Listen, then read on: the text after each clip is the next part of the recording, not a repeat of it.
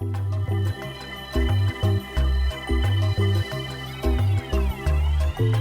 to Technik. Today we'll look at a few common carton closure styles. I have a few samples here from various projects we've worked on to demonstrate.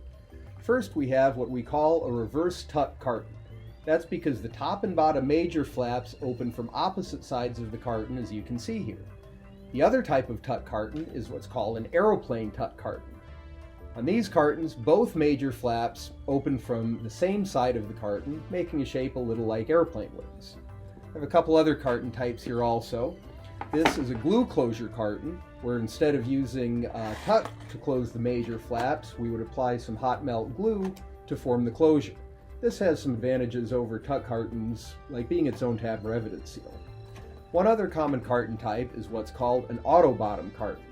These are sometimes also known as crash lock or auto lock cartons. By pressing in on the sides of the cartons, the bottom locks into shape without needing to tuck or glue a bottom flap. This can save time for opening cartons by hand, but doesn't really offer any advantages in an automated system, and can increase costs because the equipment requires some special features to handle cartons that are thicker on the bottom than on the top.